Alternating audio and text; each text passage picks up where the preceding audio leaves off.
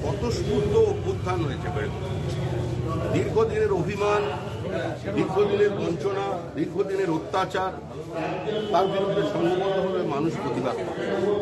মহিলারা সমস্ত ভয় কাটিয়ে এগিয়ে এসেছে।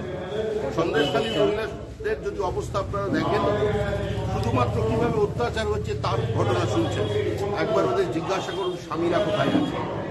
বহু পরিবার স্বামী ঘর ছাড়া, যারা মালিক ছিলেন তৃণমূল তাদের শ্রমিক বানিয়ে নিজের জমিতে শ্রমিক বানিয়েছে, আবার কোনো কোনো ক্ষেত্রে তাদের পরিযায়ী শ্রমিক বানিয়েছে। তামিলনাড়ু, কেরলে বহু সন্দেশখালীর মানুষ কাজ করছে, কলকাতার নিউ টাউনে কাজ করছে, কারণ সেখানে তারা কোনো কাজ করছে না। সন্দেশখালীর এরমজুরে গিয়ে কীর্তন করছেন সুজিত পার্থ। সন্দেশখালীর 50 কিলোমিটার আগেই ভোজেরহাটকে গ্রেপ্তার করা হলো হিউম্যান রাইটস ফ্যাক্ট ফাইন্ডিং টিমকে, কি বলবেন?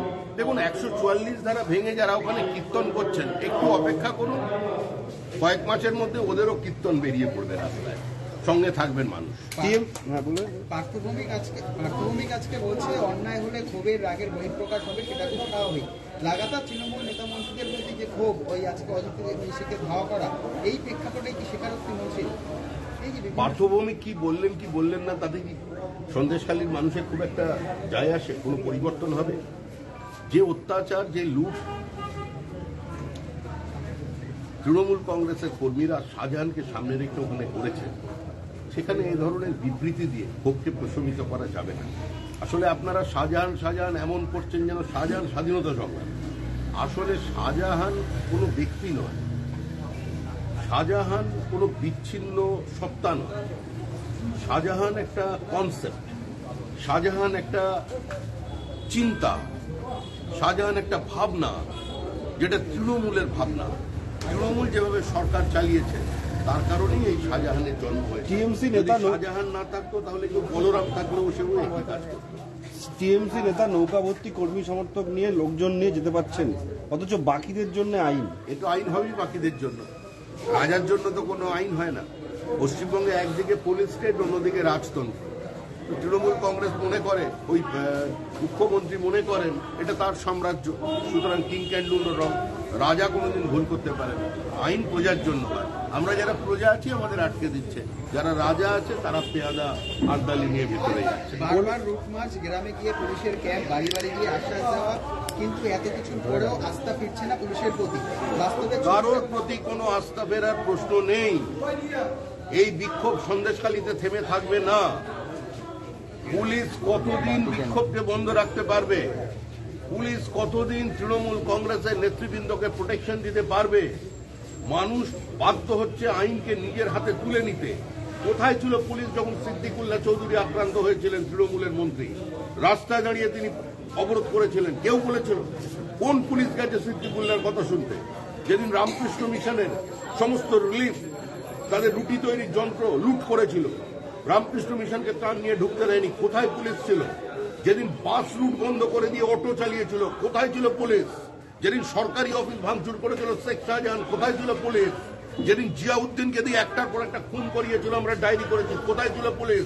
প্রদীপ মণ্ডল যখন খুন হয়েছিল, কোথায় ছিল পুলিশ? কেন এখনো পর্যন্ত আমাদের কর্মীর দেহকে উদ্ধার করা গেল না? কোথায় পুলিশ ছিল? খুন, রাহাজানি, বলাৎকার সমস্ত কেসের আসামি ওখানে একা নয়, এই জিয়াউদ্দিন একটা অঞ্চলের প্রধান। এখনো তো মানুষ সমস্ত ফাইল খোলেনি, এখন তো শুধু শাহজাহানের ভাইকে নিয়ে চলছে। আস্তে আস্তে বেরোতে দিন, কবরে ঢুকিয়ে দেবে তৃণমূল কংগ্রেসকে পশ্চিমবঙ্গের মানুষ। তৃণমূল কংগ্রেসের কোনো বুথে এজেন্ট থাকবে না সন্দেশখালীতে লোকসভা নির্বাচনে। আর 2026 সালে ভোট হবে না, নির্বাচন হবে আগে। এই সরকার যাবে না 26 পর্যন্ত। অজিত মাইতিকে দল থেকে বহিষ্কারের কথা ঘোষণা করলো পার্থভৌমিক। অজিত মাইতি ওখানকার ব্লক সভাপতি, যাকে আজকে সাধারণ মানুষজন ঘিরে রেখেছে। অজিত মাইতি বেড়েমজুর 1 নম্বরে বিজেপির সভাপতির দায়িত্বে ছিল, তাকে আমরা দল থেকে সরিয়ে দিই। আমাদের দল থেকে বিতাড়িত হবার পর সে তৃণমূলে গিয়ে আশ্রয় নিয়ে সভাপতি হয়েছে। তখন তার সম্পত্তির পরিমাণ আর আজকে তার সম্পত্তির পরিমাণটা আপনারা তো যাচ্ছেন সবসময় সন্দেশখালী যাচ্ছেন, একবার জেনে নেবেন। সন্দেশখালী মহিলাদের অভিযোগের ভিত্তিতে 3টি গণধর্ষণের ধারা রুজু হয়েছে। এ নিয়ে আমি কোনো কথা বলতে চাই না। মহিলারা নিজেদের মতো করে তারা তাদের ক্ষোভ, তাদের অভিযোগ, তারা যে অত্যাচারিত হয়েছে সেটা এখন সামনে প্রশ্নটা একটু শোনেন। 3টে মামলা রুজু হয়েছে, তিন মহিলা গোপন জবানবন্দি দিয়েছেন। তারপরও মন্ত্রী পার্থ ভৌমিক, তৃণমূল মুখপাত্র কুণাল ঘোষ বলে চলেছেন কোনো মহিলার উপরে অত্যাচার হয়নি। এটা কি সত্যি ঢেকে রাখার চেষ্টা? দেখুন, এ ধরনের বিবৃতি, পাল্টা বিবৃতি দোষারোপ করে কোথাও কোনো লাভ নেই।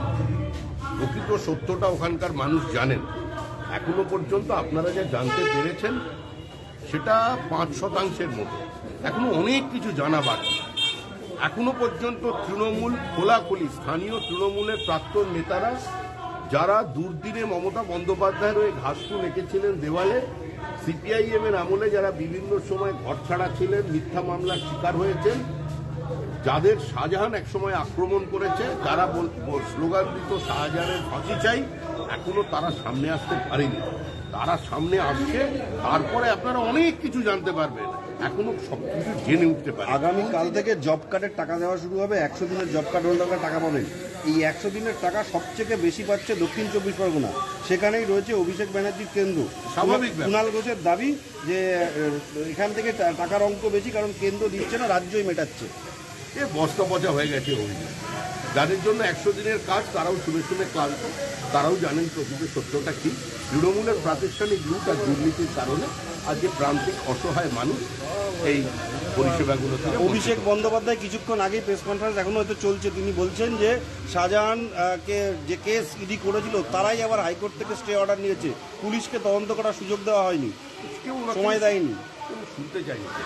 মন্ত্রীদের যাওয়া উনি সিদ্দিকুল্লাহ চৌধুরী যখন আক্রান্ত হয়েছিলেন তখন উনি কি করেছিলেন? ওনার পুলিশ, উনি তো সরকারের কেউ নয়, উনি দলের পক্ষ থেকে বলছেন শাহজাহান হচ্ছে তৃণমূল কংগ্রেসের রত্ন। শাহজাহানকে তৃণমূল সরাতে পারবে না। ওই পার্থ ভৌমিক সুজিত বোসের টিকিট কেটে দিতে পারে, মন্ত্রিত্ব চলে যেতে পারে। পার্থ ভৌমিকের ছাদে দরকার হলে আর সুজিত বোসের বাড়ির ছাদে দুটো ঘর শাহজাহানের জন্য বানিয়ে দেবে তৃণমূল কংগ্রেস। মন্ত্রীদের যাওয়া নিয়ে আজকেও বিক্ষোভ মজুরে মহিলাদের হাতে দেখা গেল গো ব্যাক লেখা পোস্টার। তৃণমূল বলছে এই পোস্টার হাতে দিয়েই থাকাই বলা হয়েছে এবং সমস্ত সাংগঠনিকভাবে অর্গানাইজড করা হয়েছে। সমস্ত অর্গানাইজড করা হচ্ছে বাইরে থেকে। ৬৪,০০০ ভোটে জিতেছেন। সমস্ত পঞ্চায়েতগুলো ওদের, পঞ্চায়েত সমিতি ওদের, জেলা পরিষদ ওদের, আর অন্য লোক অর্গানাইজ করছে। তাহলে ওখানে তৃণমূল কি করছে? ওদের কচু গাছে গলায় দড়ি দিতে বলে। সন্দেশখালীর ঘটনা নিয়ে সৌগত রায় বলছে মিডিয়ার বানানো, পুরো দায় চাপিয়ে দিয়েছেন মিডিয়ার উপরে। সন্দেশখালীর এই ঘটনা বলছে মিডিয়ার বানানো, পুরো দায় এখনো মনে হয় দল থেকে কিছু পাওয়ার আশা আছে।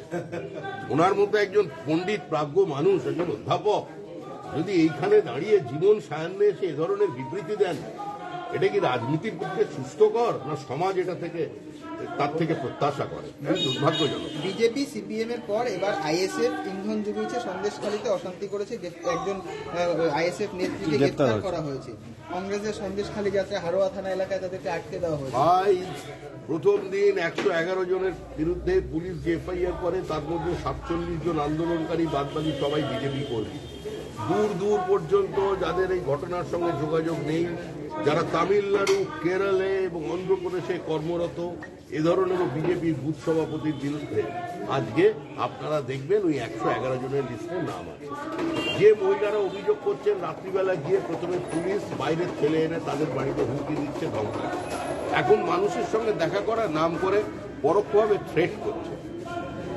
মানবাধিকার কমিশন আগেই রাজ্যে বলেছিল ভোট পরবর্তী হিংসায় যেখানে আইনের শাসন নেই, ডিজি নিজে সন্দেশখালীতে দাঁড়িয়ে বলেছেন আইনের শাসন প্রতিষ্ঠা করতে হবে। তাহলে রাজ্য পুলিশের সর্বোচ্চ কর্তা যদি আইনের শাসন প্রতিষ্ঠার কথা বলে, তো সেই সরকারটা কি আর থাকতে পারে? এখন তো রাজ্যপালের চিন্তা ভাবনা করবার সময় এসেছে, তিনি স্বরাষ্ট্রমন্ত্রকে কোন রিপোর্ট পাঠাবেন। অভিষেক ওই প্রেস কনফারেন্সে আরো একটা কথা বলেছেন, আমার মনে হয় সন্দেশখালীতে এখন সভা না করাই ভালো, এর আগে মানুষের সমস্যা মিটুক। একথা অভিষেক বলছেন। তাহলে কি মানুষের ক্ষোভকে ভয় পাচ্ছে তৃণমূল? সন্দেশখালীতে অভিষেক ব্যানার্জিকে যদি সভা করতে হয় তাহলে নদীর এপার থেকে লোক নিয়ে যেতে হবে। সন্দেশখালীর মানুষ অভিষেক বন্দ্যোপাধ্যায়ের সভা, ওখানে ওনাকে সভায় উপস্থিত থাকবে। ওনাকে যদি করতে হয় ওনাকে বহিরাগত নিয়ে যেতে হবে। ওনারা তো সবসময় একদম ধরতিপুত্রের কথা বলেন, সান অফ দ্য সয়েল, বাইরে থেকে লোক নিয়েই করতে পারেন। এই মন্ত্রীরাও যারা যাচ্ছেন তারা বাইরের লোকই নিয়ে যাচ্ছেন।